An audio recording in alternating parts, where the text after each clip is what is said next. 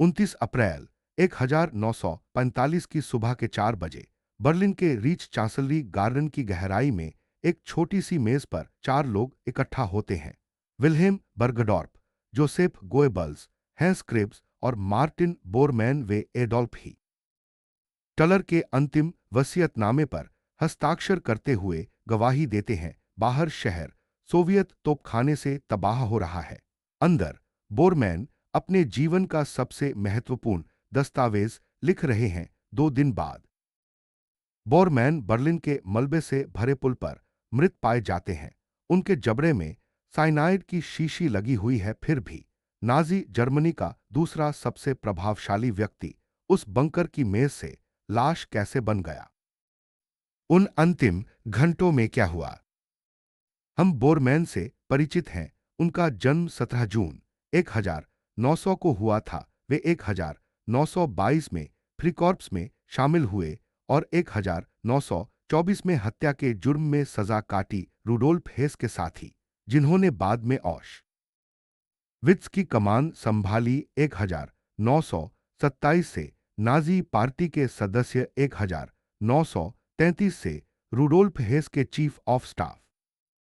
मई 1941 के दौरान party chancellery के प्रमुख और 12 अप्रैल 1943 से हिटलर के निजी सचिव मार्टिन बोरमैन ने सभी मामलों पर नियंत्रण कर लिया। इस व्यक्ति ने फ्यूहरर तक पहुंच बनाई और यह तय किया कि हिटलर से कौन मिलता है। 1945 तक उन्होंने जर्मनी की घरेलू नीति को प्रभावी ढंग से नियंत्रित किया। उन्होंने कई आदेशों पर हस्ताक्षर किए, जैसे 31 मई 1941 को नूर्नबर्ग कानूनों को पूर्व में विस्तारित करना और 9 अक्टूबर 1942 को विशेष शिविरों में क्रूर बल के साथ अंतिम समाधान लागू करने का आदेश देना। बोरमैन ने 1 जुलाई 1943 को एडोल्फ आइखमन के यहूदियों पर पूर्ण अधिकार प्रदान किया, जिसके परिणामस्वरूप लगभग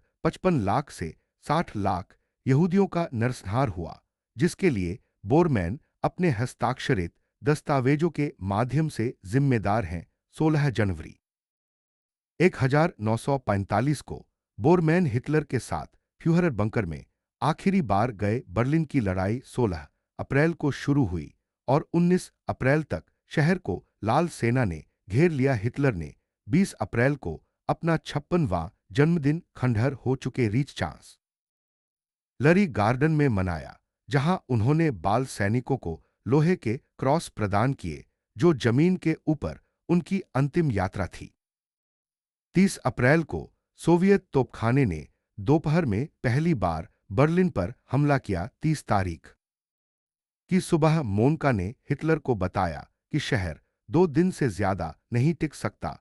29 अप्रैल की सुबह 4 बजे हिटलर ने दूसरे कमरे में योआखिम वॉन रिबेंट्रोप को अपनी वसीयत लिखवाई। उन्होंने कार्ल डोने ज़ को रीच का राष्ट्रपति, जोसेफ गोएबल्स को रीच का चांसलर और मार्टिन बोरमैन को पार्टी मंत्री नियुक्त किया। आत्मसमर्पण के लिए बातचीत करने की कोशिश करने पर हरमन गोरिंग और हेनरिक हिमलर को उन के पदों से हटा दिया गया। वसीयत की 3 प्रतियां वितरित की गईं, एक डोनित्स के लिए, एक फील्ड मार्शल फर्डिनेंड शोरनर के लिए और एक संरक्षण और भविष्य में प्रकाशन के लिए। उसी दिन बाद में हिटलर ने एक नागरिक समारोह में ईवा ब्राउन से विवाह किया। समय बीतने के साथ, अगर आपको इस तरह के द्वितीय विश्व युद्ध के इतिहास पर बारीकी से शोध करना पसंद है, तो कृपया सदस्यता लेने पर विचार करें। आपके संबंधित शहर से आपकी टिप्पणियों का भी स्वागत है। यह स्क्रिप्ट 2002 में पेंगुइन द्वारा प्रकाशित एंटनी बीवर की पुस्तक बर्लिन द डाउनफॉल से प्राप्त जानकारी पर आधारित है। 30 अपराह्न 30 अप्रैल हिटलर और ईवा ब्राउन ने फ्यूहरर बंकर में अपनी जीवन लीला समाप्त कर ली। ईवा ब्राउन ने साइनाइड खा लिया और ईवा ब्राउन ने खुद को गोली मार ली। उनके शवों को दाह संस्कार के लिए रीच चांसलरी गार्डन ले जाया गया। बोरमैन ने नाजी पार्टी में पार्टी मंत्री के रूप में सर्वोच्च पद ग्रहण किया। डोनित्स राष्ट्रपति बने।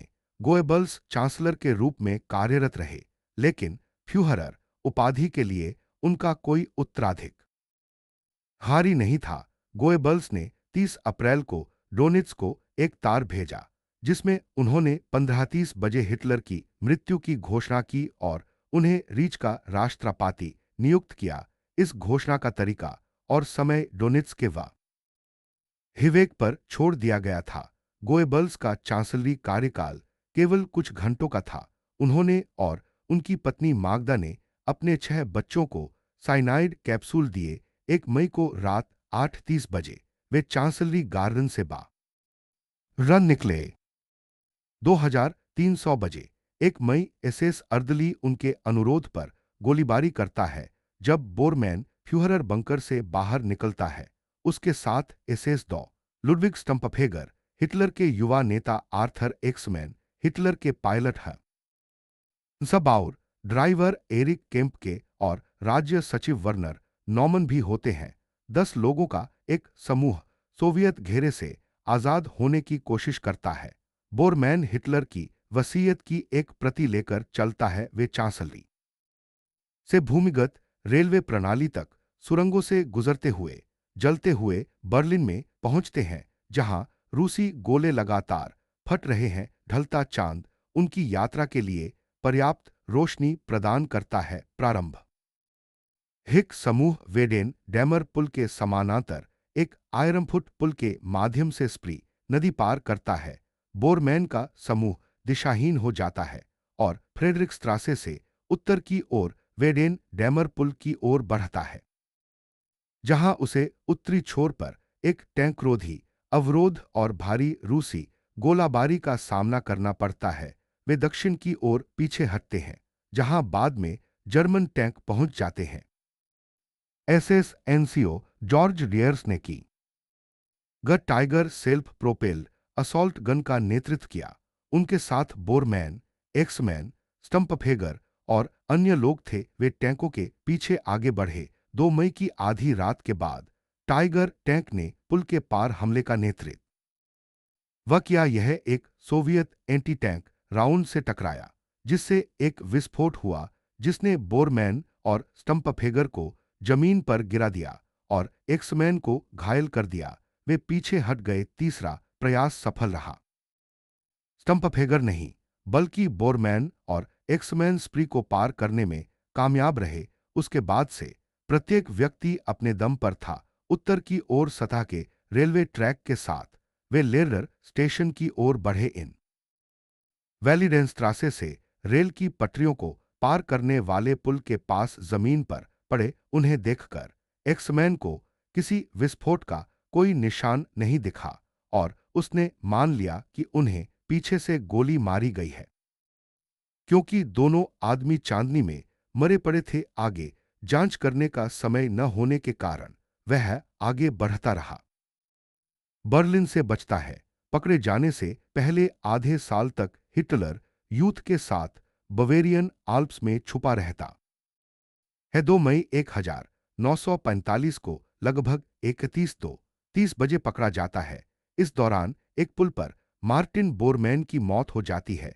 जनरल हेलमथ विडलिंग सुबह 9 बजे बिना शर्त बर्लिन को जनरल वासिली चुइकोव को सौंप देता है।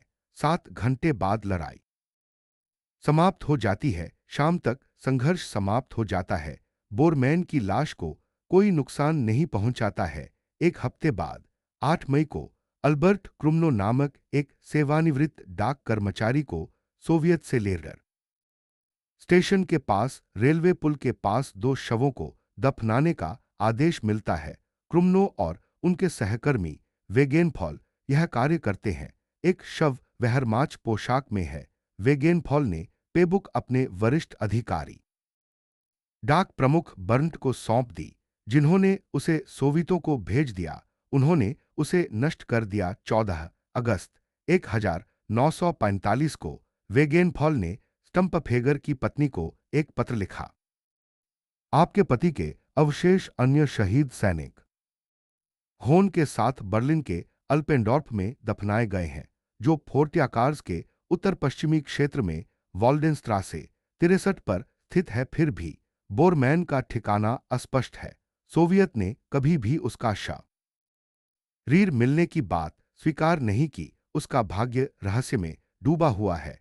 यह पहली 18 अक्टूबर 1945 को नूरनबर्ग में खुलती है। उस तारीख को मुख्य अभियोजक मार्टिन बोरमैन सहित 24 प्रमुख जर्मन अधिकारियों के खिलाफ आरोप लगाते हैं। मुकदमे के बारे में सार्वजनिक घोषणाएं अक्टूबर से नवंबर तक समाचार पत्रों और रेडियो में दिखाई देती हैं। यदि बोरमैन अभी भी जीवित है तो उसे सूचित किया जाना चाहिए। मुकदमा 20 नवंबर 1945 को शुरू होता है, जिसमें बोरमैन चार्टर के अनुच्छेद 12 के तहत अनुपस्थिति में प्रतिवादी के रूप में पेश होता है। अभियोजन पक्ष का दावा है कि बोरमैन शासन द्वारा पारित अधिकांश यहूदी विरोधी कानूनों की योजना बनाने में सक्रिय रूप से शामिल था। बोरगोल्ड का तर्क है कि किसी मृत व्यक्ति को दोषी ठहराना असंभव है। फिर भी उनके पास बोरमैन की मृत्यु का प्रमाण नहीं है। बोरमैन के कार्यों की रहस्यमय प्रकृति अभियोजन पक्ष के निर्णय लेने में उसकी भूमिका के आरोपों को चुनौती नहीं देने देती। 1 अक्टूबर 1946 को फैसला सुनाया गया। युद्ध अपराधों और मानवता के विरुद्ध अपराधों का दोषी आक्रामक युद्ध छेड़ने की साजिश रचने का दोषी नहीं सजा, फांसी की सजा, इस शर्त के साथ कि अगर वह बाद में जीवित पाया जाता है तो नए सबूत संभावित रूप से सजा को कम या उलट सकते हैं। इस मामले का हवाला अर्जेंटीना, स्पेन, डेनमार्क, इटली, दक्षिण अमेरिका और ऑस्ट्रेलिया में दिया गया है। बोरमैन की पत्नी को निगरानी में रखा गया है ताकि अगर वह संपर्क करने की कोशिश करे, उनके लंबे समय तक ड्राइवर रहे जैकब हलनत्लास का कहना है कि उन्होंने जुलाई 1946 में म्यूनिख में बोरमैन को देखा था। एक सैन्य खुफिया अधिकारी रीनहार्ड गेलेन ने अपनी आत्मकथा में आरोप लगाया है कि बोरमैन एक सोवियत जासूस था जो मास्को भाग गया था। साइमन विसेंथल का मानना है कि बोरमैन दक्षिण अमेरिका में छिपा है। CIA और पश्चिमी जर्मन सरकार दोनों ने उसे ढूंढने की कोशिश की, लेकिन कोई सफलता नहीं मिली। 1963 में 8 मई 1945 को अल्बर्ट क्रूमन हाउ ने पुलिस को बताया कि सोवियत अधिकारियों ने उन्हें लेर्टर स्टेशन के पास एक रेलवे पुल के पास 2 शवों को दफनाने का आदेश दिया था। उन्होंने याद करते हुए कहा, वैगनफॉल को एसएस की पेबुक मिली 20 और 21 जुलाई 1965 को एक्समैन और क्रुमनाउ द्वारा बताई गई जगह पर की गई खुदाई में कोई सुराग नहीं मिला। 8 साल बाद 7 दिसंबर 1972 को पश्चिम बर्लिन में लेर्टर स्टेशन के पास निर्माण कार्य कर रहे मजदूरों को उस जगह से 12 मीटर की दूरी पर मानव अवशेष मिले जहां क्रुमनाउ ने दावा किया था कि उन्होंने उन्हें दफनाया था। शव परीक्षण में दोनों कंकालों के जबड़ों में कांच के टुकड़े और साइनाइड कैप्सूल मिले, जिन्हें उन्होंने पकड़े जाने से बचने के लिए चबाया था। 1945 में हिटलर और बोरमैन के दंत चिकित्सक ह्यूगो ब्लाश्का की स्मृति से पुनर्निर्मित दंत अभिलेखों से एक कंकाल का बोरमैन से मिलान हुआ। कॉल रब बोन पर लगी चोट बोरमैन के बेटों द्वारा बताई गई उन चोटों से मेल खाती थी जो उन्हें 1939 में एक घुड़सवारी दुर्घटना में लगी थी। फोरेंसिक विशेषज्ञों ने निर्धारित किया कि कंकाल का आकार और खोपड़ी का ही आकृति बोरमैन के कंकाल जैसी ही थी। दूसरे कंकाल की पहचान स्टम्पफेगर्स के रूप में हुई। 1973 में 2 खोपड़ियों के चेहरों के पुनर्निर्माण का काम पूरा हुआ, जिसमें पुरुषों के चेहरों की तस्वीरों पर खोपड़ी की तस्वीरें लगाई गईं। पश्चिम जर्मन सरकार ने मार्टिन बोरमैन की खोज आधिकारिक तौर पर 1971 में समाप्त होने के 1 साल बाद 1973 में उन्हें मृत घोषित कर दिया। हालांकि खोपड़ी के टुकड़ों का आनुवंशी का परीक्षण 4 मई 1998 तक नहीं किया गया था। म्यूनिख के लुडविग मैक्सिमिलियन विश्वविद्यालय के प्रोफेसर वोल्फगैंग आइसेनमेंजर ने इस परीक्षण की देखरेख की, जिसमें तुलना के लिए बोरमैन के एक रिश्तेदार र के डीएनए का इस्तेमाल किया गया। परिणामों ने पुष्टि की कि खोपड़ी मार्टिन बोरमैन की थी। उनके परिवार को सौंपे जाने पर उनके अवशेषों का अंतिम संस्कार कर दिया गया।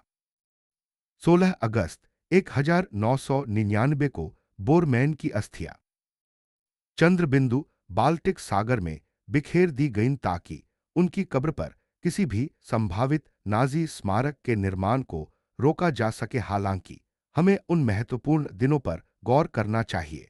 29 अप्रैल से 2 मई तक बोरमैन के क्या कार्य, विचार और चुनाव थे जो उन्हें उस पुल तक ले गए। 29 अप्रैल को सुबह 4 बजे वसीयतनामा पर हस्ताक्षर किए गए। बोरमैन हिटलर की अंतिम इच्छाओं के साक्षी थे, संपत्ति के निष्पादक के रूप में कार्य करते हुए एक ऐसी भूमिका जिस पर हिटलर को सबसे ज्यादा भरोसा था और जो उन्हें अपनी पार्टी का सबसे वफादार साथी मानते थे।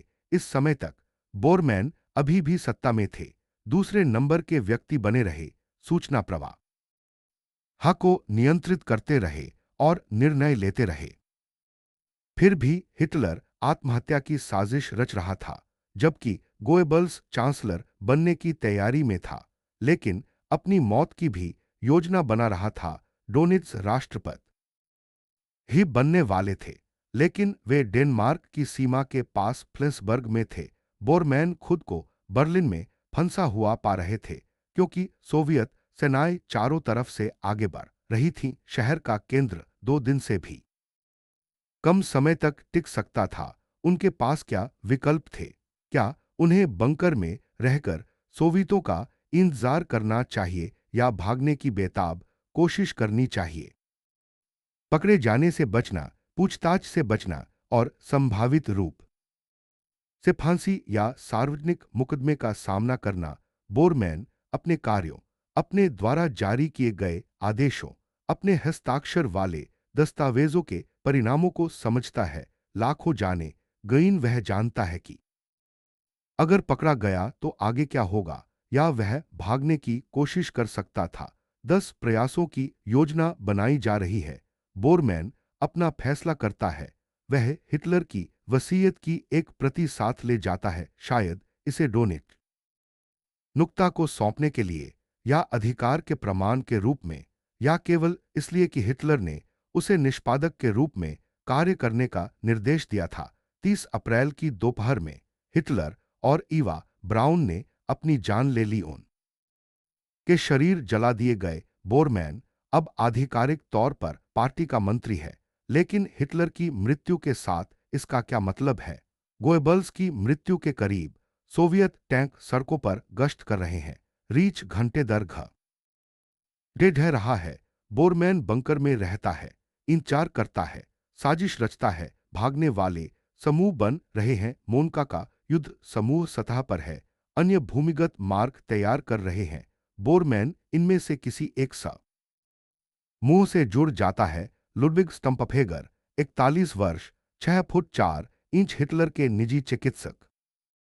31 वर्षीय आर्टूर एक्समैन, जो हड्डी रोग और अभिघात विज्ञान के विशेषज्ञ हैं।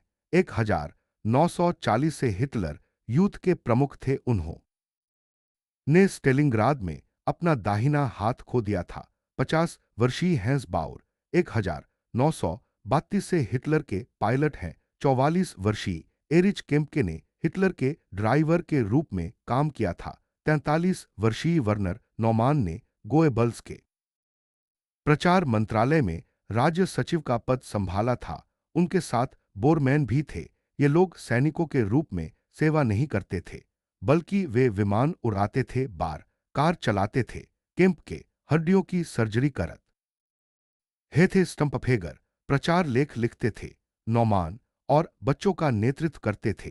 एक समान पूर्णविराम बोरमैन कागजी कार्रवाई का काम देखते थे। बर्लिन 1 मई की रात 11 बजे वे बंकर से निकलकर मरने की तैयारी कर रहे फ्यूहरर गोएबल्स को पीछे छोड़कर भूमिगत सुरंगों में चले गए। सुरंगें अंधेरी थीं और उन्होंने ऊपर से गोले फटने की आवाज सुनी। वे यूबान सुरंग के रास्ते फ्रेडरिक्सट्रास स्टेशन तक गए और सतह पर आ गए।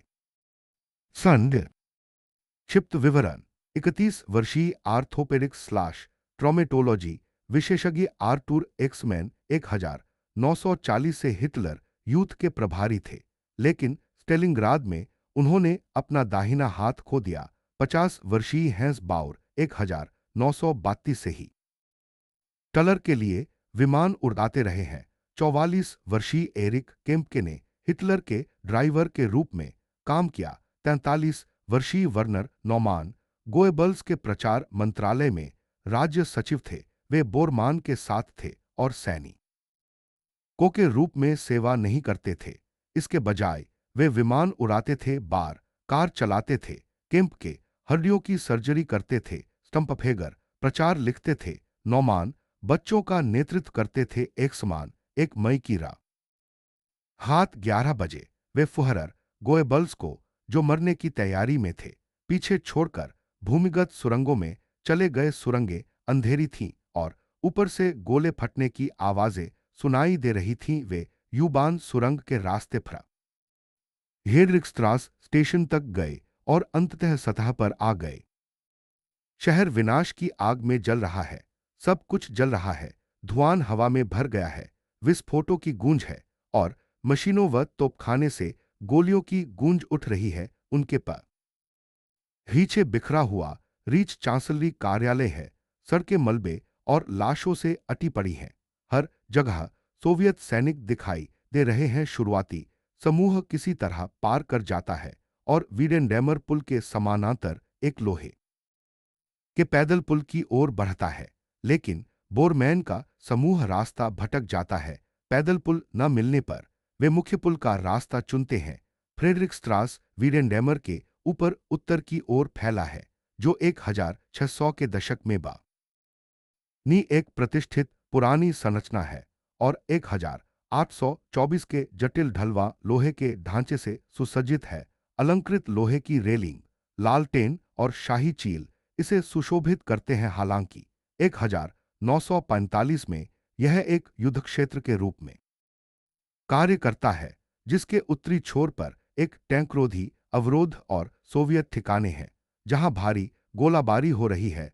समूह दक्षिणी छोर की ओर पीछे हटता है, जहां उसे किसी अज्ञात स्रोत से जर्मन टैंक दिखाई देते हैं। जर्मनी के सबसे बड़े और सबसे भारी टैंकों में से एक विशाल किंग टाइगर टैंक आता है, जिसका वजन बिना गोला बारूद के 54 टन और पूरी तरह से भरा हुआ 68 टन है, जिसे 5 लोगों के चालक दल द्वारा संचालित किया जाता है, जो 128 मिलीमीटर की मुख्य बंदूक और 292 मिलीमीटर की मशीनगनों से सुसज्जित है।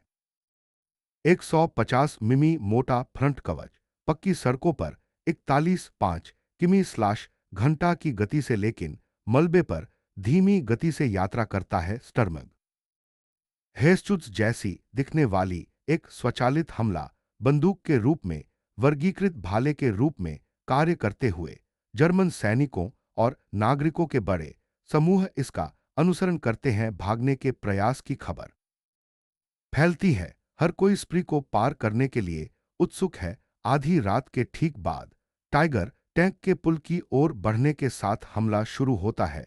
सोवियत बंदूकधारियों ने इस पल के लिए तैयारी करते हुए अनुमान लगाए।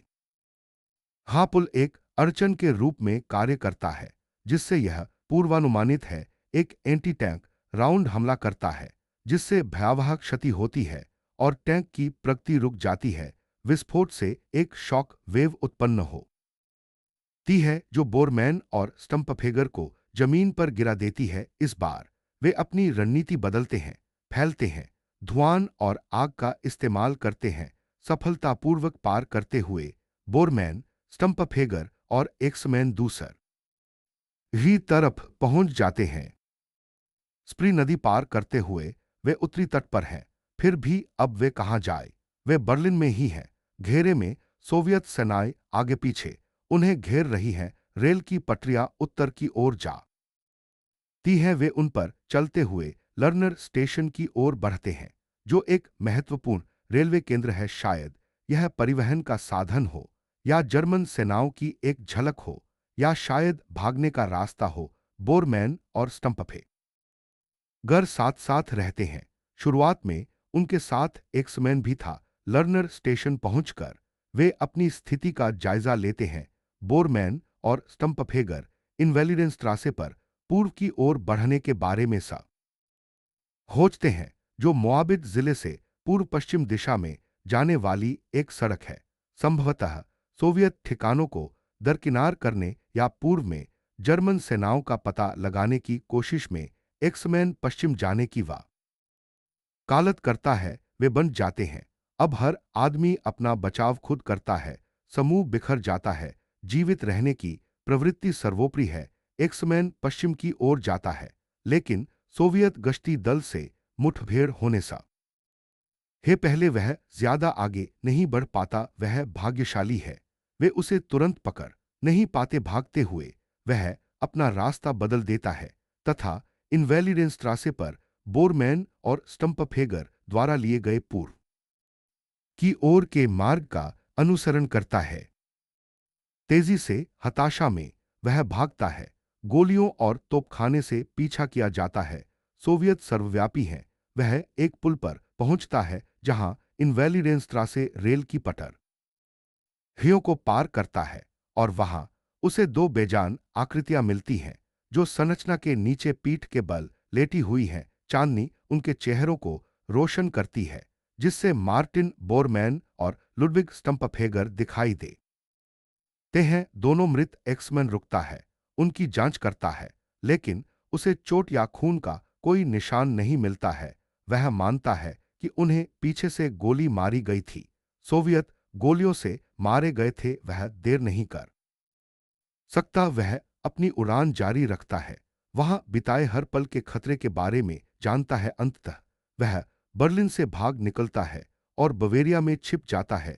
44 साल की उम्र में वेगेलीबेन में जन्मे वह बर्लिन के एक हुल पर या तो अंडरवियर पहने या अपनी वेहरमाच वर्दी पहने हुए मरते हैं। एक पार्टी मंत्री, हिटलर के लिए संपत्ति का प्रबंधक, युद्ध अपराधी, सामूहिक हत्यारा और नरसंहार का सूत्रधार, वह जमीन पर ही मर जाता है।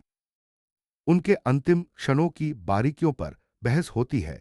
उनके जबड़े में साइनाइड से भरा शीशा पाया गया था।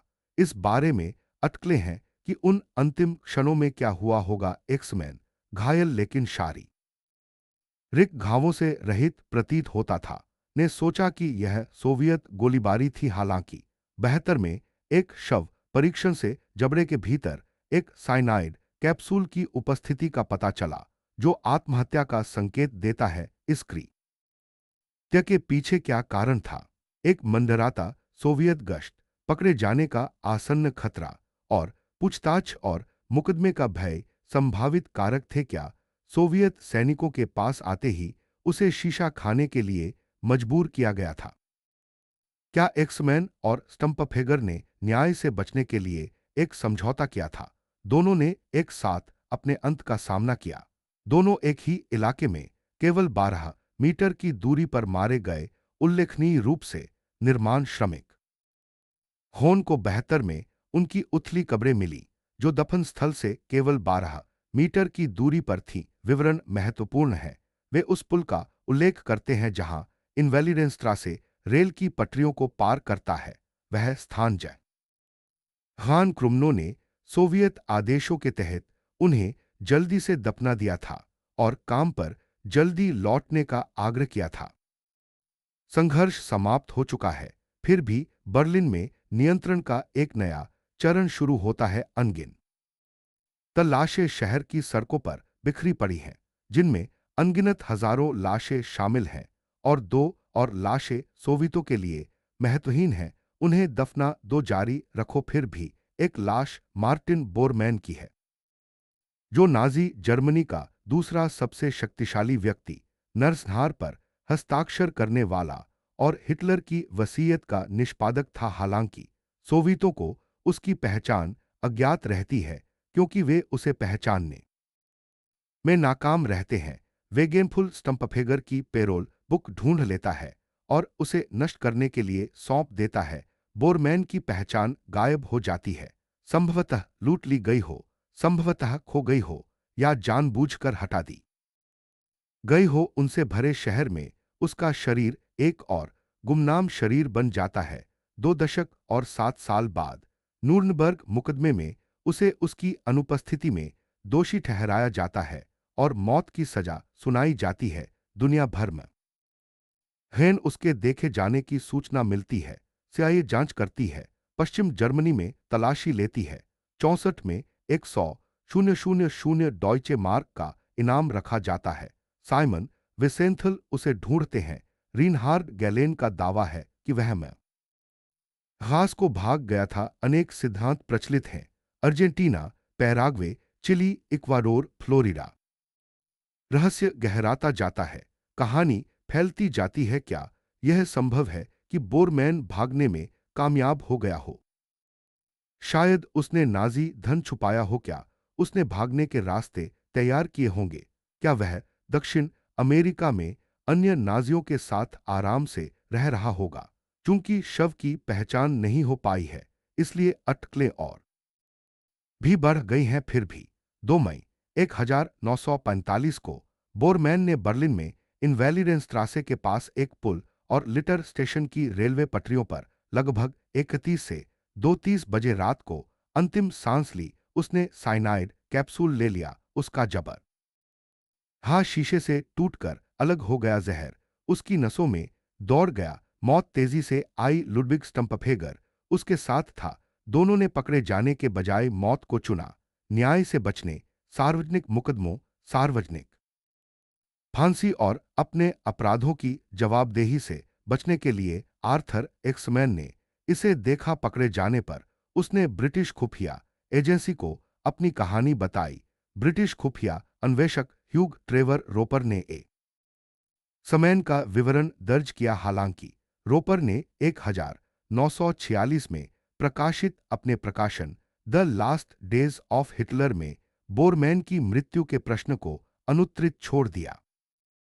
अन्य घटनाओं के संबंध में एक्समैन का वह विवरण सटीक था, लेकिन हो सकता है कि उसने बोरमैन के बारे में झूठ बोला हो, संभवतः उसे बचाने के लिए या क्योंकि उसे रिश्वत दी गई थी। हो सकता है कि बोरमैन भाग गया हो और एक्समैन ने मौत की कहानी गढ़ने में मदद की हो। ट्रेवर रोपर अनिश्चित रहे, जिससे बोरमैन की स्थिति अस्पष्ट रही। 65 में एक खुदाई में कुछ भी नहीं मिला। सिद्धांत जारी रहे। 72 में निर्माण श्रमिकों को क्रुमनो के स्थान से 12 मीटर की दूर ही पर 2 कंकाल मिले। उथली कब्र में बर्लिन की मिट्टी थी, जिसमें दंत अभिलेख, कॉलरबोन की क्षति और खोपड़ी की विशेषताएं बोरमैन से मेल खाती थी। संयुक्त तस्वीरों, चेहरे के पुनर्निर्माण, फोरेंसिक जांच और 98 में डीएनए परीक्षण ने पहचान की पुष्टि की। यह मार्टिन बोरमैन था। उनके अंतिम घंटे संभवतः इस प्रकार बीते। 29 अप्रैल को सुबह 4 बजे एक वसीयतनामा बनाया गया। 30 अप्रैल को दोपहर 3:30 बजे हिटलर की मृत्यु हो गई।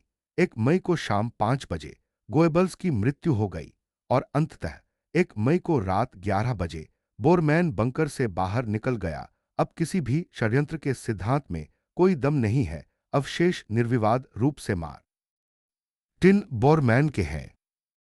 2 मई लगभग 100 घंटे तीसरी बार वीडेनडेमर ब्रिज पार करे। 2 मई 130 से 230 बोरमैन और स्टम्पफेगर स्ट्रास ब्रिज पर एक विकलांग व्यक्ति के पास पहुंचते हैं। सोवियत गश्ती दल से मुठभेड़ या आस न कब्जा। साइनाइड कैप्सूल खा ले, कुछ ही मिनटों में नष्ट हो जाए। 2 मई 900 घंटे वीडलिंग बर्लिन को आत्मसमर्पण कर देता है। 8 मई क्रुमनो शवों को दफनाता है। पहचान अज्ञात, अज्ञात भुला दिया गया। पूर्णविराम 1945 और 72 के बीच बोरमैन अनिश्चितता की स्थिति में है। मृत घोषित, लेकिन आधिकारिक तौर पर इसकी पुष्टि नहीं दोषी करार, पर फांसी नहीं पीछा, पर कभी नहीं मिला दुनिया खोजती है, तब तक शव दफन रहता है जेटीना, मॉस्को, म्यूनिक और हर जगह सिवाय उस जगह से 12 मीटर की दूरी पर जहां क्रुम्नो ने मार्टिन बोरमैन की मृत्यु 2 मई 1945 को बर्लिन में हुई साइनाइड से मौत तेज पीड़ितों द्वारा झेली गई पीड़ा की तुलना में अपेक्षाकृत कम दर्दनाक, गैस चैम्बरों की तुलना में, फांसी दस्तों की तुलना में, मौत के जुलूसों की तुलना में, शिविरों में भूखमरी की तुलना में। हिटलर की संपत्ति के प्रशासक और मंत्री यह युद्ध अपराधी मार्टिन बोरमैन की नियंत्रित मृत्यु हुई एक आत्महत्या, जिसकी पुष्टि फोरेंसिक और डीएनए विश्लेषण से हुई। उनके अवशेषों पर कांच के टुकड़े और जबड़े के फ्रैक्चर, साइनाइड विषाक्त हलंतता के निशान पाए गए।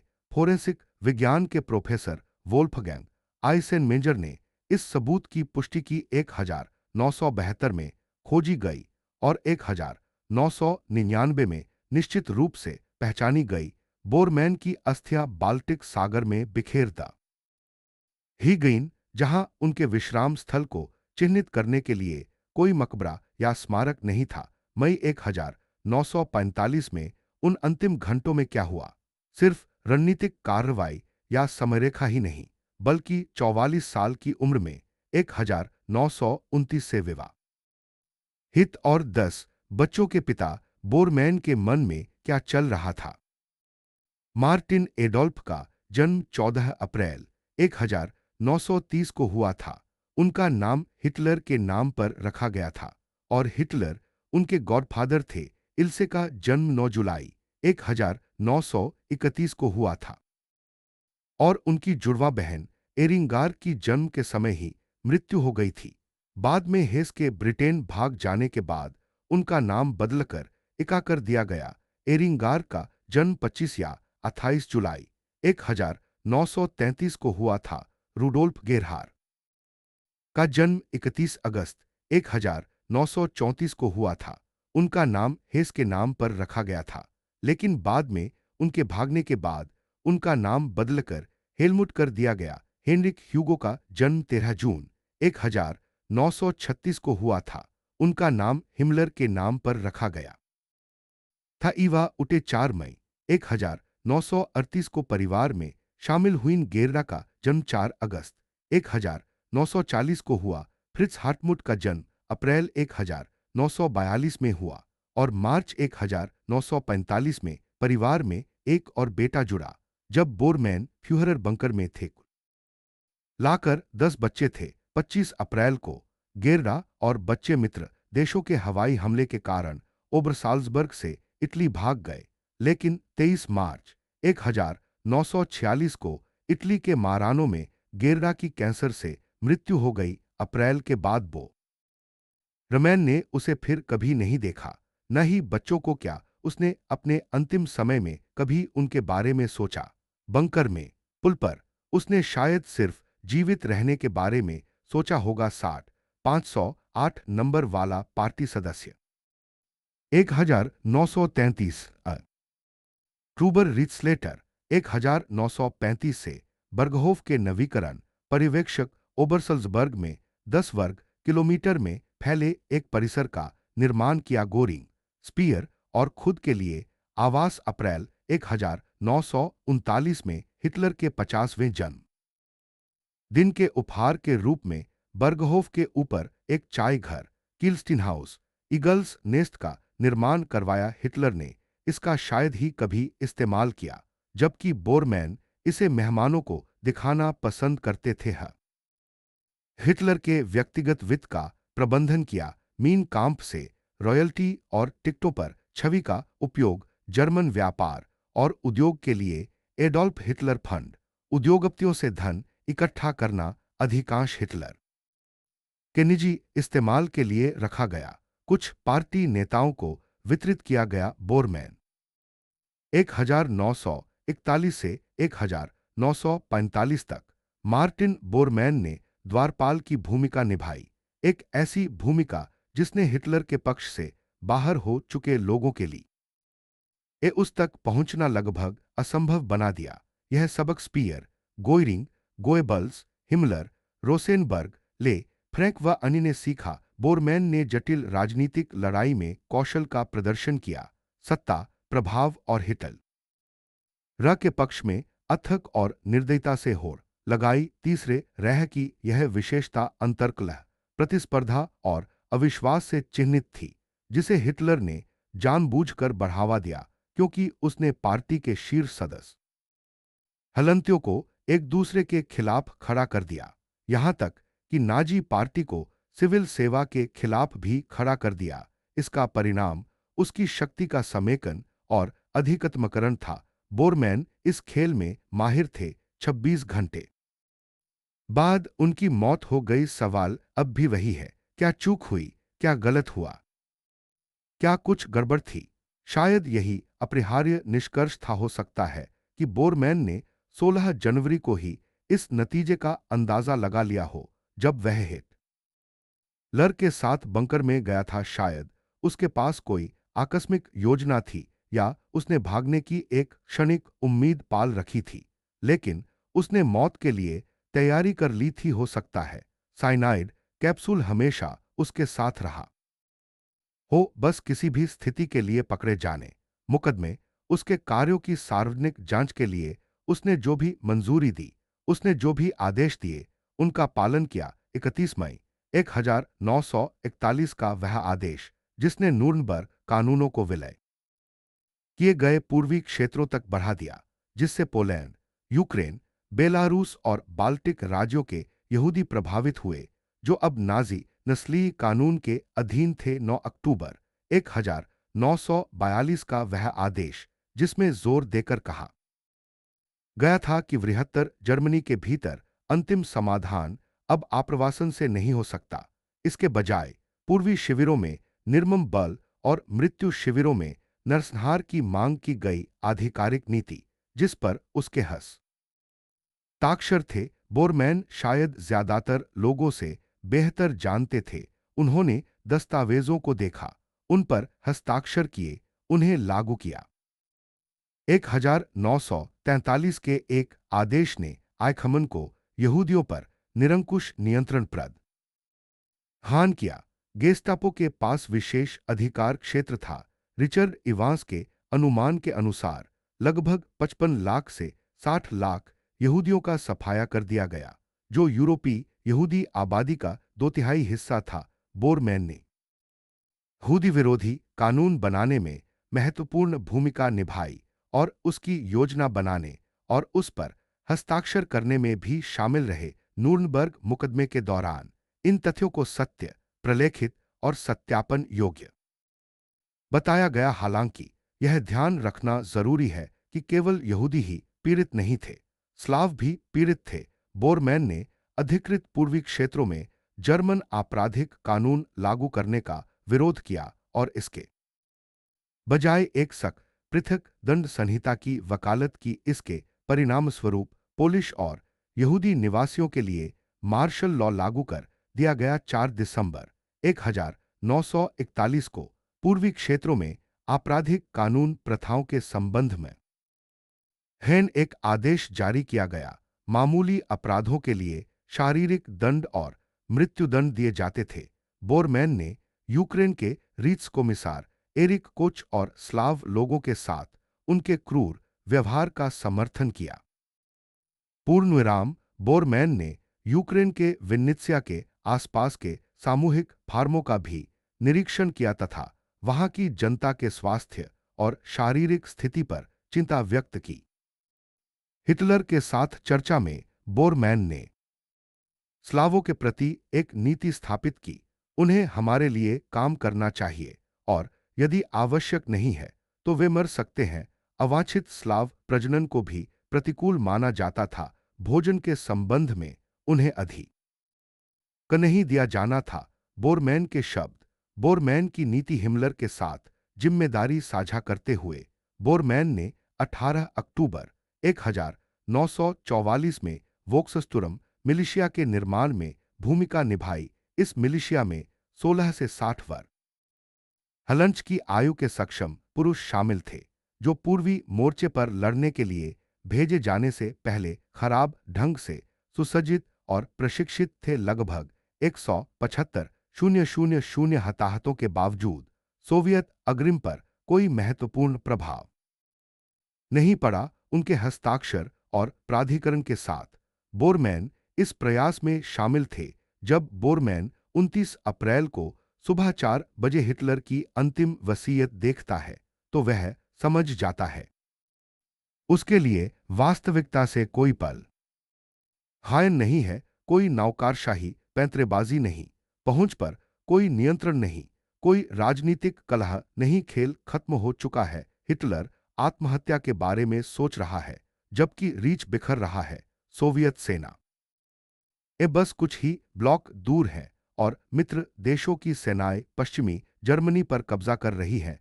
सबूत साफ हैं, शिविर आजाद हो चुके हैं, सामूहिक कब्रें मिली हैं, बचे हुए लोग अपनी कहानियां साझा कर रहे हैं, दस्तावेज जब्त किए गए हैं। नूर्नबर्ग मुकदमे आसन्न है। क्या वह गवाह के तौर पर अपनी वसीयत पर हस्ताक्षर करते हुए इस पर विचार करता है? क्या वह अपनी वसीयत लिखवाते हुए आसन्न नूर्नबर्ग मुकदमे के बारे में सोचता है, या वह अभी भी नौकारशाही की मुद्रा में है, नोट्स ले रहा है, प्रक्रियाओं का पालन कर रहा है, एक वफादार पार्टी साथी बना हुआ है? 30 अप्रैल को दोपहर 3:30 बजे हिटलर ने आत्म त्याग कर ली। बोरमैन पार्टी का नया मंत्री बना, नाजी पार्टी में सर्वोच्च पद पर पहुंच गया। फिर भी पार्टी और रीच का अंत हो गया है और उसके तुरंत बाद गोएबल्स का भी, और डोनिट्स फ्लेंसबर्ग में पहुंच से बाहर हो गया। संदेश पहुंच चुका है। 1 मई को रात 11 बजे बोरमैन बर्लिन से बाहर निकलने की योजना बनाता है, लेकिन चुनौती यह है कि शहर चारों ओर से घिरा हुआ है और सभी जमीनी और हवाई मार्ग सोवियत सेनाओं के नियंत्रण में है। एकमात्र संभव रास्ता पैदल ही नजर आता है, जिसका मतलब होगा युद्ध से तबाह शहर और संभावित खतरे से गुजरना। बंकर में बोरमैन भागने का इंतजार करता है, हालांकि उसे इसके जोख हिम पता है। पूछताछ, मुकदमा, उसके खिलाफ सबूत, सार्वजनिक रूप से शर्मिंदगी, फांसी और नरसंहार के अपराधी के रूप में पर्दाफाश। शायद उसे लगता है कि बच निकलना मुमकिन है। वह डोनिट्स पहुंचने की उम्मीद करता है, या फिर सोचता है कि वह अपनी पहचान बदल सकता है, छिप सकता है और युद्ध के बाद विस्थापित लोगों और शरणार्थियों से भरी अराजकता के बीच जिंदा रह सकता है। उसे लगता होगा कि वह बिना पकड़ेगा वहां घुल मिल सकता है। शायद वह शुरू से ही समझ जाता है कि यह आत्मविनाश का कार्य है। हो सकता है कि भागने का उसका प्रयास केवल अपरिहार्य भाग्य को विलंबित करता है। संभवतः साइनाइड कैप्सूल उसका छित मार्ग है। यदि संभव हो तो जिए, यदि नहीं तो मरे, और सबसे बढ़कर पकड़े जाने से बचे। जिंदा पकड़े जाने से बचे, उन्हें संतुष्टि से वंचित करे, उन्हें प्रचार की जीत से वंचित करे, उन्हें मुकदमे से वंचित करे, उन्हें स्वीकारोक्ति से वंचित करे, उन्हें कुछ भी देने से इनकार करे, कैप्सूल का सेवन करे, शीघ्र मृत्यु इसे समाप्त करे। वह लुडविग स्टम्पफेगर के साथ बंकर से गो में बाहर निकलता है। 6 फुट 4 इंच लंबा, हिटलर का सर्जन, हड्डी रोग में विशेषज्ञता, जिसने हिटलर के समूह के साथ घनिष्ठ रूप से काम किया। चिकित्सा, राजनीतिक और व्यक्तिगत रहस्यों का गुप्त हानकार। पकड़े जाने पर मुकदमे का भी खतरा। उसकी तरह साइनाइड ले जाना। आर्टर एक्समैन बर्लिन में हिटलर के युवा लड़ाके खंडहरों की रक्षा कर रहे हैं, सड़कों पर मर रहे हैं।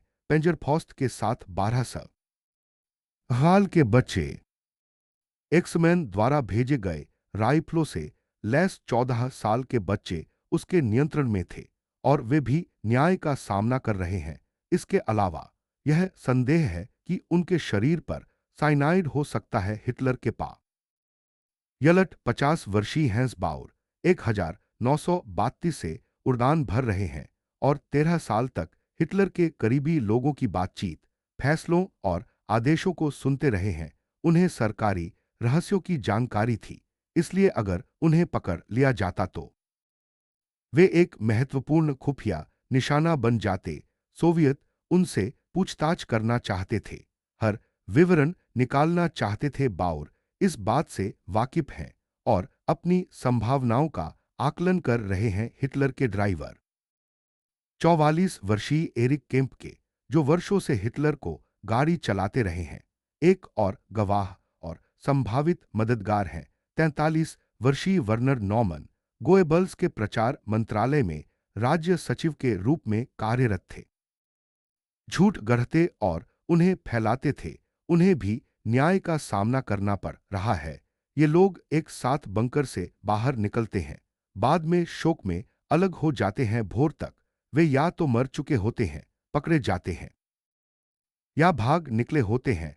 बोरमैन और स्टम्पफेगर दोस्ती, विश्वास और साझा नीति से बंधे हुए साथ साथ रहते हैं। दोनों ही दोषी हैं, और अगर उनमें से एक पकड़ा भी जाता है तो दोनों पर ही दोष सिद्ध हो जाएगा। पूर्णविराम। साझा ज्ञान से बंधे दो व्यक्ति, जरूरत पड़ने पर मर मिटने का आपसी समझौता। वे पकड़े जाने के खिलाफ अड़िग रहे। कैप्सूल को काटो, उन्होंने कहा, और सब कुछ खत्म कर दिया। फ्रेडरिक्सट्रास स्टेशन पर उतरते ही बर्लिन आग और मलबे में डूबा हुआ था। उसकी सड़कें दुर्गम थीं। सोवियत तोपखाने लगातार बरस रहे थे। मशीनगनों की आवाजें रात भर गूंज रही थीं। ट्रेसर आसमान में दौड़ रहे थे। सर्चलाइटें अंधेर हे को चीर रही थीं। फ्लेयर्स विनाश को रोशन कर रहे थे। यही था रीच, यही था जो युद्ध के 6 साल बाद भी बचा था। खंडहर, आग, मौत। वे वेडेनडेमर पुल की ओर बढ़े, जहां उत्तरी छोर पर एक सोवियत टैंकरोधी नाकाबंदी था। ही भारी गोलाबारी शुरू हो गई। वे टैंकों का इंतजार कर रहे थे, और वहां था 68 5 टन वजनी किंग टाइगर, जर्मनी का सबसे बड़ा, सबसे भारी टैंक। अपने कवच की आखिरी सांस भेदने की आखिरी कोशिश, इसने हमले का नेतृत्व हलंत किया। उसके बाद बोरमन, स्टम्पफेगर और कई अन्य टैंक इसे ढाल की तरह इस्तेमाल करते हुए पुल पार करने लगे। एक सोवियत गनर ने धैर्यपूर्वक इंतजार किया, उन्हें गोली चलाने से पहले पास आने दिया। सीधे प्रहार से टैंक में आग लग गई और उनकी यात्रा समाप्त हो गई। एक झटके की लहर ने सभी को अपने पैरों से गिरा दिया। बोरमैन जमीन पर गिर पड़ा, धुएं और अफरा-तफरी के बीच कानों की आवाज से स्तब्ध और बहरा हो गए। हाथ चीखें गूंज रही थीं, मरने के एहसास और आसपास की लपटों के साथ। तीसरी कोशिश कामयाब होने के बाद वे पीछे हट गए, स्प्री के उत्तरी किनारे को पार कर गए, लेकिन अभी भी बर्लिन में फंसे हुए थे। संभावित दुष् हलंतमनों से घिरे हुए वे लेरडर स्टेशन की ओर रेल की पटरियों पर चलते हुए, अंधेरे मलबे से गुजरते हुए और सोवियत गश्ती दल को चकमा देते हुए आगे बढ़े, जो हर साए में, हर आवाज के पीछे और हर कोने में छिपे हुए प्रतीत होते थे। घात लगाए हमले का डर उनकी उड़ान को बढ़ावा देता है। जो जीवित रहने की प्रवृत्ति से प्रेरित है, वे रुकते नहीं। रुकने का मतलब है पकड़ा जाना, और पकड़े जाने का मतलब है मौत। एक लंबी यात्रा के बाद वे लेरडर स्टेशन पहुंचते हैं, एक बड़ा, बुरी तरह क्षतिग्रस्त रेलवे परिसर, जिसके कुछ हिस्से ढह गए हैं और जल रहे हैं। वे अपने विकल्पों पर विचार करते हैं। इनवैलिडेंसट्रासे पर पूर्व की ओर, पश्चिम की ओर, या छिपे रहकर भोर का इंतजार करे। दिन के उजाले में आगे बढ़ने का जोखिम उठाते हुए बोरमैन और स्टम्पफेगर पूर्व की ओर जाने का फैसला करते हैं, जबकि एक्समैन पश्चिम की ओर जाने का फैसला करता है, जो अलग होने से पहले उनकी आखिरी मुलाकात का प्रतीक है। इनवैलिडेंसट्रासे पर पूर्व की ओर बोरमन और स्टम्पफेगर अज्ञात परिस्थितियों में संभवतः चुपके से दौड़ते चलते यारें ते हुए आगे बढ़ते हैं। दुश्मन के इलाके में अकेले, उनके पास कोई बैकअप, सहारा या संचार का साधन नहीं है। पूरी तरह से कटा हुआ उनका भाग्य पूरी तरह से संयोग और सोवियत सेनाओं से बचने पर टिका है। फिर भी वे सेनाएं सर्वव्यापी हैं। चोइकोव के नेतृत्व वाली 8वीं गार्स आर्मी में हजारों सैनिक, टैंक, तोपखाने और गश्ती दल हैं। हर जगह चौकियां और स्नाइपर छिपे हुए हैं। बर्लिन सोवियत हलंतरण में है। इसका क्षेत्र समेकित, सुरक्षित है और भागते हुए जर्मनों की तलाश में है। जैसे ही वे रेल की पटरियों के ऊपर बने पुल पर पहुंचते हैं, बोरमन और स्टम्पफेगर रुक जाते हैं। वे कुछ सुनते हैं, कुछ देखते हैं जिससे उनका संदेह बढ़ जाता है। कुछ मिनट बाद एक कुल्हाड़ीबाज उन्हें ढूंढता है। चांदनी में दोनों के शरीर बेजान पड़े हैं। कोई घाव या खून के निशान दिखाई नहीं दे रहे हैं, जिससे पता चलता है कि हाइड्रोजन साइनाइड जैसा कोई तेज असर करने वाला एजेंट उनकी मौत का कारण हो सकता है। एक कोशिकीय श्वसन को बाधित करता है, कोशिकाओं को ऑक्सीजन का उपयोग करने से रोकता है। दो कुछ ही सेकंड में मस्तिष्क को क्षति पहुंचती है, जिसके बाद कुछ ही मिनटों में बेहोशी और मृत्यु हो जाती है। तीन तेजी से सांस लेना, भ्रम, चक्कर आना, बेहोशी, दौरे पड़ना, हृदय गति रुकना आदि इसके कुछ लक्षण हैं। चार, यह विश्लेष्म झिल्ली और मुंह के माध्यम से तेजी से अवशोषित हो जाता है, तुरंत रक्त प्रवाह में प्रवेश कर जाता है और कुछ ही सेकंड में मस्तिष्क तक पहुंच जाता है। पांच, तंत्रिका बंद होना, हृदय गति रुकना और मृत्यु का कारण बनता है। छह, गोली लगने, यातना या धीमी मौत की तुलना में त्वरित और अपेक्षाकृत दर्द रहित। सात, बोरमैन ने कैप्सूल को काट लिया, जिससे वह उसके जबड़े में टूट गया और उसके टुकड़े उसके मसूड़े में धंस गए। आठ, जहर उसके मुंह में चला जाता है, वह उसे निगल जाता है, जिससे उसकी सांसें तेज और अनियमित हो जाती हैं तथा दिल की धड़कन तेज हो जाती है, जो अंततः बंद हो जाती है। नौ, वह गिर जाता है, पीछे की ओर गिरता है। उसकी पीठ पर चांदनी पड़ती है, उसके चेहरे पर चांदनी पड़ती है। 2 मिनट के भीतर उसकी मृत्यु हो जाती है। 10, उसके बगल में स्टम्पफेगर की भी उसी तरह और उसी समय मृत्यु हो जाती है तथा वह पुल के पीछे दो शव छोड़ जाता है। दोनों ही हिटलर के करीबी सदस्य थे तथा बर्लिन की धरती पर मृत पड़े थे। 1945 सोवियत धरती या दुश्मन का इलाका। 2 मई 12:33 फोरेंसिक विश्लेषण ने इसे सीमित कर दिया। जर्मन अदालत के निष्कर्षों ने घोषित कर दिया कि बोरमैन और स्टम्पफेगर 2 मई की तड़के मारे गए। 1 घंटे की खिड़की 60 मिनट बोरमैन की मृत्यु को चिन्हित करते हैं। हिटलर की संपत्ति के पीछे के मास्टरमाइंड ने कभी अपनी जिम्मेदारियों को पूरा न हीन किया। पार्टी के मंत्री ने कभी शासन नहीं किया। युद्ध अपराधी को मानवता के खिलाफ अपने अपराधों के लिए कभी न्याय का सामना नहीं करना पड़ा। नरसंहार के वास्तुकार पर कभी मुकदमा नहीं चलाया गया। उस ने मृत्यु को चुना, त्वरित, निजी और गुमनाम। केवल स्टम्पफेगर, जो उसके साथ मारे गए, और एक्समैन, जिसने उन्हें शीघ्र बाद खोज लिया, गवाह थे। क्या यह न्याय था? क्या यह पलायन था? क्या यह बोरमैन की जीत थी या हार? जिस तरह पूरे यूरोप में नीति, जीवन और मृत्यु पर उनका नियंत्रण था, उसी तरह अंततः उनके पास अंतिम अधिकार था और वे अंतिम निर्णय लेते थे। फिर भी जो कुछ भी उनके पास था, शक्ति, पद, भविष्य, परिवार, वह सब उनसे छिन गया। वे गोएथे से फिर कभी नहीं मिले, न ही अपने 10 बच्चों में से किसी को देखा, यहां तक कि सबसे छोटे को भी नहीं। उनका अंत एक खंडहर पुल पर एक अकेले साथी के साथ अकेले हुआ। वे यह जानते हुए मरे कि रीच गिर चुका है, हिटलर मर चुका है और वह सब कुछ जिसे उन्होंने बनाया, सेवा की और जिसमें विश्वास किया, खंडहर में पड़ा है। 1000 साल का रीच सिर्फ 12 साल तक चला। प्रमुख जाति युद्ध हार गई, नई व्यवस्था चर मरा गई, स्वप्न बिखर गया, सब कुछ बिखर गया। जैसे ही उन्होंने कैप्सूल निगला, बोरमैन को इस विफलता, इस हार, इस पूर्ण विनाश का एहसास हुआ। फिर शुरू हुआ पर्दा डालने का प्रयास, अनजाने में ही सही सफल रहा। 8 दिन बाद क्रुम ने उन्हें गुमनाम रूप से बिना किसी पहचान या रिकॉर्ड के, बिना कोई निशान छोड़े दफना दिया।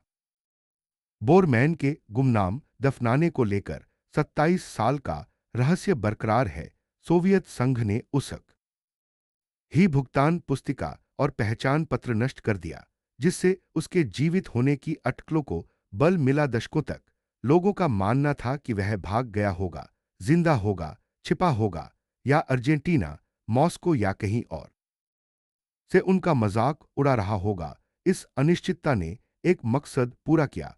इसने उच्च पदस्थ नाजियों की तलाश जारी रखी, यह डर बनाए रखा कि वे अभी भी सक्रिय, खतरनाक और षड्यंत्रकारी हो सकते हैं। हालांकि सच्चाई सीधी है। बोरमैन की मृत्यु 2 मई 1945 को साइनाइड खाकर आत्महत्या करके हुई थी।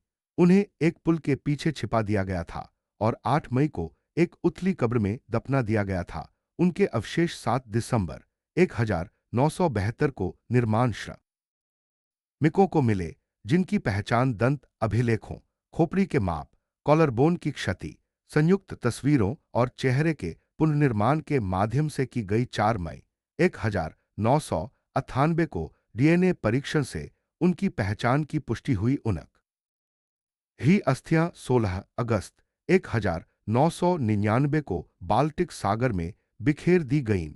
उनका अस्तित्व मिटा दिया गया, प्रकृति में वापस कर दी गईं और अब वे किसी कब्र में नहीं हैं।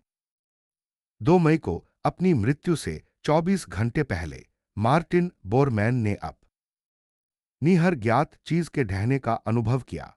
रीच, सत्ता, योजनाएं, भविष्य, सब कुछ उसके चारों ओर बिखर रहा था। 29 अप्रैल की भोर से पहले, जब उन्होंने हिटलर की अंतिम वसीयत देखी, से लेकर 2 मई की सुबह तक, जब उसने नाइड कैप्सूल खाकर अपनी जान ले ली, 46 घंटे का समय बीता, जिसके दौरान उसने उन घटनाओं को देखा जो अंत का प्रतीक थी।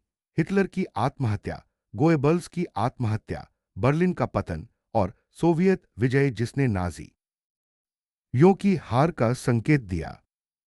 बोरमैन की मौत उसका आखिरी कदम थी, एक ऐसी स्थिति पर नियंत्रण पाने की कोशिश जो बेकाबू लग रही थी, उस हकीकत से एक नाकाम पलायन जिसमें अब कोई रास्ता नहीं था। मौत उसके लिए जल दी थी, लेकिन न्याय से कोई राहत नहीं देती थी। इससे हम जो सबक सीखते हैं, वे रीछ के पतन की तरह ही स्पष्ट और अटल हैं।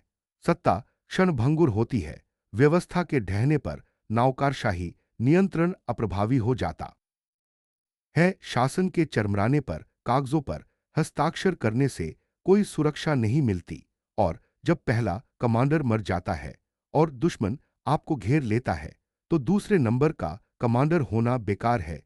साइनाइड भले ही जल्द ही अंत का रास्ता दिखा दे, लेकिन इससे बाकी कोई समस्या हल नहीं होती। बोरमैन मर गया, लेकिन न्याय नहीं मिला। मुकदमा कभी नहीं चला, गवाही कभी पेश नहीं की गई, पूरा खुलासा कभी नहीं हुआ। वह अपने ज्ञान को यादों, रहस्यों, अपराध बोध के साथ कब्र तक ले गया, किसी के लिए भी जवाबदेह नहीं। उसने कभी अपने पीड़ितों का सामना नहीं किया, उनकी गवाही कभी नहीं सुनी, उनका दर्द कभी नहीं देखा, अपनी गलती कभी स्वीकार नहीं की, कभी कोई अपराध स्वीकार नहीं किया, कभी कोई पश्चाताप नहीं दिखाया। वह बस मर गया, एक त्वरित, साफ सुथरी मौत, बहुत आसान। पीड़ितों को ऐसी सहजता से वंचित रखा गया। मृत्यु शिविरों में यहूदी कब्जे वाली जमीनों में स्लाव कैदी, बच्चे, बुजुर्ग, बीमार, वे सभी जिन्हें बोरमैन के आदेशों ने दोषी ठहराया, वे सभी जिन्हें बोरमैन की नीतियों ने मार डाला, वे सभी जिनके जीवन उसके हस्ताक्षर से समाप्त हुए। रिचर्ड इवांस का अनुमान है कि 55 लाख से 60,000 यहूदी थे। इसके अलावा स्लाव, राजनीतिक कैदी, विकलांग, रोमा, समलैंगिक और अन्य लोग भी थे। कुल मिलाकर लाखों, सटीक संख्या अनिश्चित। रूढ़िवादी अनुमान 1-2 करोड़ नागरिक और युद्धबंदी बताते हैं, जबकि उच्च अनुमान 2 करोड़ से ज्यादा है। इसमें बोरमैन की भूमिका, एक हस्ताक्षरकर्ता, एक समर्थक, एक हत्यारा, हिटलर की पहुंच का नियंत्रक। नीतियों को प्रभावित करने वाला, अनगिनत जाने गंवाने वाला। हरमन गोरिंग बर्लिन के एक पुल पर एक निजी मौत, कोई मुकदमा या फैसला नहीं, बल्कि दिसंबर 1972 में साइनाइड विषाक्तता का एक त्वरित मामला ले। हलंतर स्टेशन के पास दो निर्माण मजदूरों ने मानव अवशेष खोदे जो गोरिंग और उनके सहयोगी स्टम्पफेगर के विवरण से मेल खाते थे। 12 मीटर की दूरी पर, लेकिन काफी करीब। यह स्थान 63 में क्रुमनाओ की गवाही से मेल खाता था। शव परीक्षण में उनके जबड़ों में कांच के टुकड़े और साइनाइड कैप्सूल मिले, जिससे आत्महत्या की पुष्टि हुई। दंत अभिलेखों का मिलान करने पर एक कंकाल में कॉलरबोन की चोट दिखाई दी जो 39 में अनुस्वर गोरिंग की घुड़सवारी दुर्घटना से मेल खाती थी। उनके बेटों ने चोट की पुष्टि की, जबकि खोपड़ी का आकार और आकृति भी मेल खाती थी। संयुक्त तस्वीरों का मिलान बोरमैन और स्टम्पफेगर कंकाल है। 27 साल बाद रहस्य सुलझ गया, खोजबीन पूरी हुई, सच्चाई उजागर हुई। बोरमैन बर्लिन में मारा गया, कभी भाग नहीं पाया, कभी दक्षिण अमेरिका में नहीं छिपा और नाजी सोने के साथ आरामदायक जीवन नहीं जिया। इसके बजाय वह एक पुल पर तेजी से मर गया और 27 साल तक एक गुमनाम कब्र में दफन रहा, जबकि दुनिया कहीं और खोजती रही। विडंबना त्रुटिहीन है वह व्यक्ति जिसने सूचना पहुंच नीति में हेरफेर किया और लाखों मृत्युवार ड पर हस्ताक्षर किए। अज्ञात रूप से मर गया जिसने सूचना प्रवाह को नियंत्रित किया, वह अज्ञात रहा जिसने पहुंच को नियंत्रित किया। वह दुर्गम मर गया जिसने नीति को नियंत्रित किया, वह शक्तिहीन है होकर मर गया जिसने लाखों मृत्यु वारंट पर हस्ताक्षर किए। उसका अंत गुमनाम रहा, उथली कब्र में एक गुमनाम लाश का संपत्ति निष्पादक पूर्व पार्टी मंत्री। कुछ नहीं सब कुछ, कुछ नहीं ये आखिरी 24 घंटे हैं। 1 मई को 2300 बजे मार्टिन बोरमैन की 200 घंटे की भागने की कोशिश शुरू हुई, जो 2 मई को पूरी हुई। उसने आत्मसमर्पण करने के बजाय भागने का फैसला किया, पकड़े जाने की बजाय मौत और गुमनामी की बजाय न्याय को चुना। 27 सालों तक उसके छिपने और अंततः उसकी मृत्यु की पुष्टि नहीं हो पाई, लेकिन दिसंबर 1972 में निर्माण श्रमिकों ने उसे ढूंढ निकाला। उसके बाद फोरेंसिक वैज्ञानिकों, दंत चिकित्सकों और डीएनए विश्लेषण ने उसकी पहचान की स्थायी पुष्टि की। 4 मई 1998 को यह निर्णायक रूप से सत्यापित हो गया कि मार्टिन बोरमैन की मृत्यु 2 मई 1945 को हुई थी। 16 अगस्त 1999 को उनका अंतिम संस्कार किया गया और उन्हें सुपुर्दे खाक कर दिया गया। उनका अंत हो गया, कोई किंवदंती नहीं बची, केवल मृत्यु, खोज और बाल्टिक सागर में अंततः विलीन हो जाना। अज्ञात, अनदेखा, उपयुक्त।